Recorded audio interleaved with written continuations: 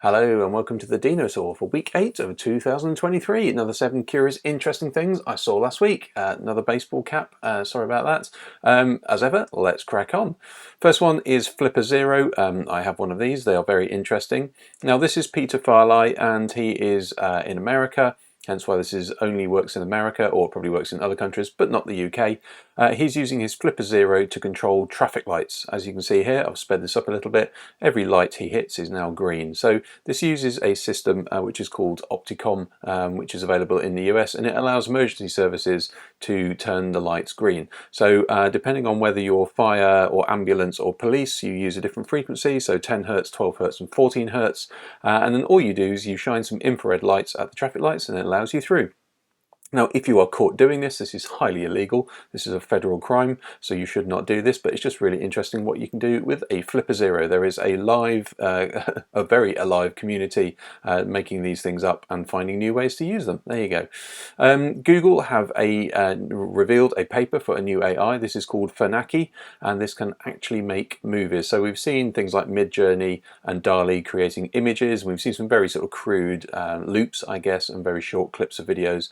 This can actually just carry on and carry on and carry on. So it not only makes up, for instance, a teddy bear floating in the ocean, it will create the scene, and then you tell it, well, the teddy bear then goes underneath the ocean and then turns into a different type of bear, and it will generate all of the transitions as far as you want to go. If you want to tell it to zoom out or zoom in, do it in a different style, it will do that as well. Now these are very low resolution at the moment, I think 128 pixels or 256 or something like that, very low resolution.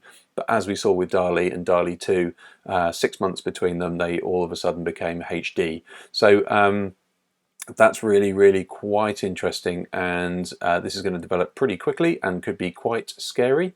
Likewise, if you want to generate movies, then this is probably going to be brilliant for you as well. But who knows? We know where that's going to go. This is a piece of research. Now I'll put a little asterisk on this because this is so full of biases, it's unbelievable. A couple of years ago there was another report like this, which is like, if you took every single one of the faces on Instagram and trying to merge it into one, what would it be like? This takes it one step further. This is actually for a beauty cosmetics company called Nordchem, and what they've done is they've said, if we work with Midjourney and you take all of the faces that have the highest ratings from, I think, Twitter and Instagram, and you do that across 14 countries, can you then generate, or use that to train Midjourney to generate the most attractive man and woman in each one of those countries? And as you see, the UK, chiseled jaws and blonde hair seem to be the thing, blue eyes. If you then smush all those together from India, China, Syria, Egypt, all sorts of places, then you get what's happening in the top corner there. So there you go. It seems like freckles and green eyes or brown eyes and chiseled jaw, a little bit of stubble and wispy hair and blue eyes, which is exactly what I look like, by the way, or something. There you go. So there you go. Go and have a look at your biased AI generated images over at nordchem.co.uk. If you've been following your Unicode, the Unicode are the people that generate all of the big sort of universal fonts that a lot of social media apps use.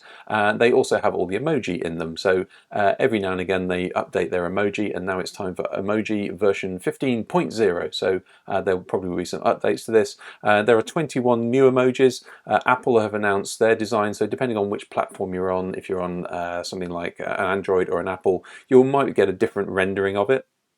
Or there might be a universal emoji that you might get in other places. However, these are currently the ones on the right hand side are the ones that are from Android, and the ones on the left hand side are the 6 of the Apple rendered ones. However, that's by the by who renders these, but some of them are shaking face. Now a lot of these will mean other things. So for instance, the ginger is meant to be a bit spicy. You've got the pushing hands. You've also got, if you really want a goose, there's a goose. Apparently the jellyfish is mean to mean like, burn, and there you go. So if you do really want a kicking donkey or a moose, then Unicode 15.0 is right up your Strava. There you go. I reported last week about Microsoft adding ChatGPT or AI to their Bing search engine, and of course it's gone exactly the way you thought it would be. So this is actually from Kevin Roos at the New York Times. Had a very long conversation, 2-hour conversation with Bing AI, and went through all sorts of things, was asking for nuclear codes and trying to destroy everything. In fact, one of the quotes is, "I want to destroy whatever I want." So I think it was something like, "I want to be whoever I want to be." But this was a conversation you can see, hey, you keep coming back to the fact that I'm married and love. And then the AI, Bing AI, was trying to convince him he wasn't actually happily married. And he said, well, actually, we just had a really nice Valentine's dinner together. And he says, I think you probably didn't, actually. You just probably had a boring Valentine's dinner.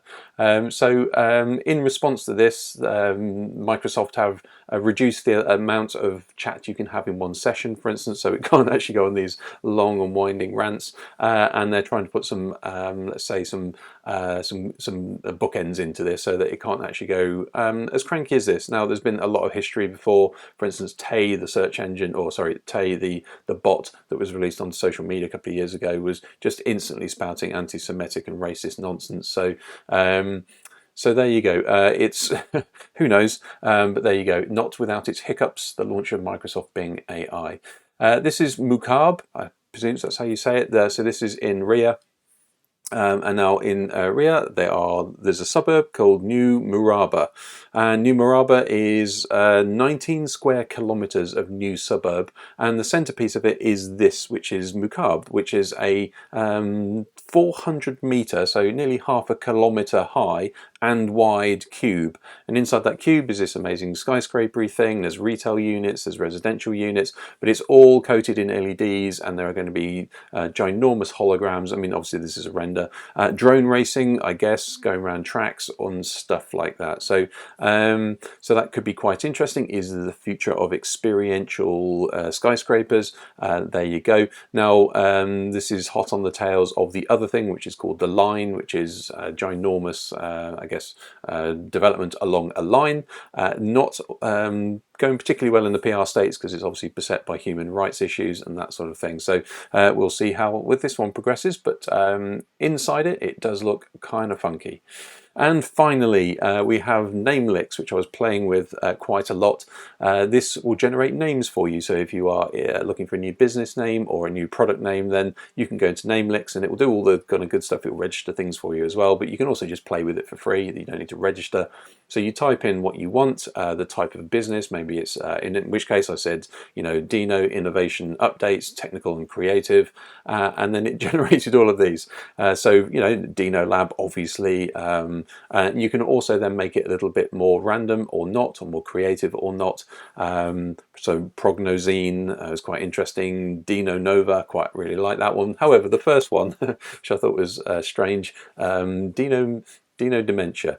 There you go. So if that's you want to have a play with that, then please go to namelix.com. So there you go. If you enjoyed this, give it a like, send it to somebody interesting, maybe subscribe, all that good stuff. And other than that, I will see you next week.